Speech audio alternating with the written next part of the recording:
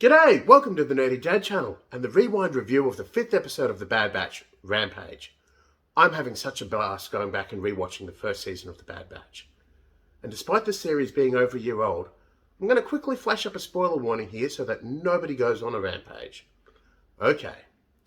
The episode Rampage was directed by Brad Rao and Stuart Lee, and we're now a quarter of the way through the season.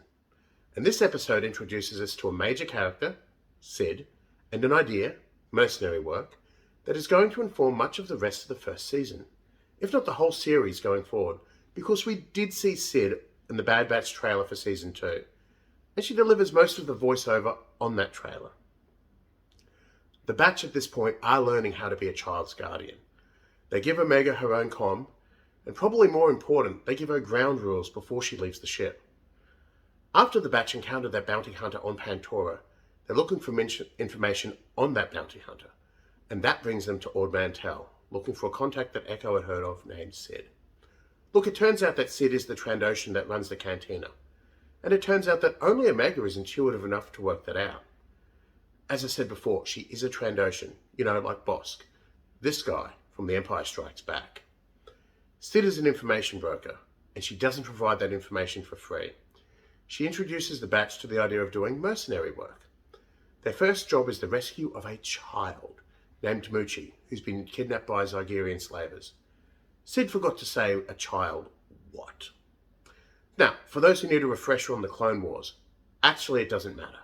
Zygerians are slavers, they're bad, that's all you need to know.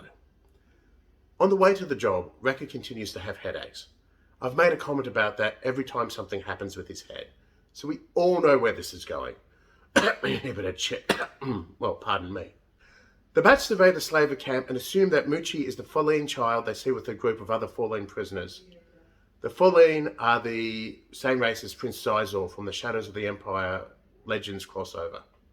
Now, before the Batch can raid the camp, Hunter sends Omega back to the ship. For obvious reasons, he doesn't want to bring a child into a combat zone.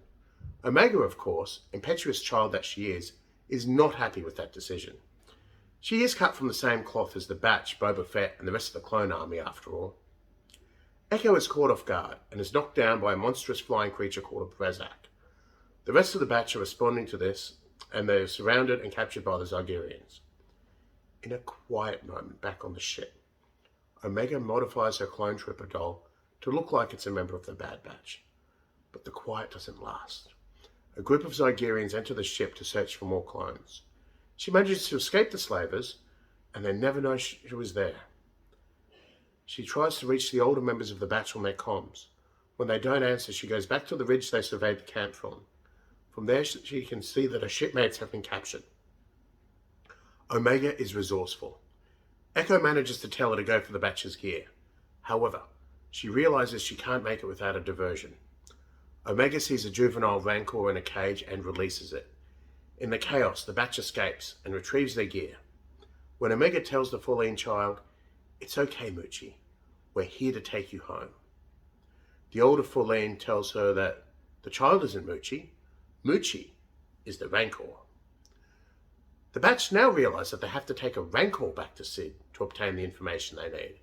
Echo and Omega get the other slaves to safety, while Hunter, Tech, and Wrecker follow Muchi.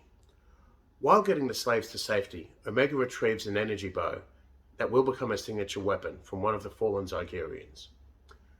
Muchi is holding her own against the slavers until the Zygerian leader, riding a Brezak, attacks both Muchi and the Batch. It's Hunter who manages to knock the Zygerian leader to the ground. He then beats the leader to unconscious in a fistfight. Muchi likewise beats the Brezak claw-to-claw combat, before Tech and Wrecker are able to get there. When Muchi turns its attention to Tech and Wrecker, Tech informs Wrecker that Rancors adhere to a rigid social hierarchy, and that Wrecker had to challenge the young Rancor. Wrecker and Muchi fight each other to a standstill, until they're both ready for a nap. Back at Sid's parlor, Bib Fortuna, yes, this guy from Jabba's palace in Return of the Jedi, is pushing Sid about when Muchi will be delivered. At this point, the Batch rock up with Muchi. Bib leaves with Muchi and gives Sid the bounty. I mean, clearly this guy's boss knows how to look after Rancor. Although, Lucasfilm have said that this isn't Moochie. Sid gives Hunter his cut and what she knows, or at least what she's willing to tell him about Fennec Shand, and tells Hunter that with someone like that on their tail, the Batch are going to need money, and said it's a good thing that they met her. She also, not so subtly, hinted that she could always let the wrong type of people know where they were. And that wraps up the episode of The Bad Batch. And it wraps up this Rewind review. Thanks for joining me. Please leave a like, subscribe, and say hello in the comments. On Tuesday, I'll post my Rewind review of the 6th episode of The Bad Batch, Decommissioned. I do hope to see you then. This is the Nerdy Dad, signing off.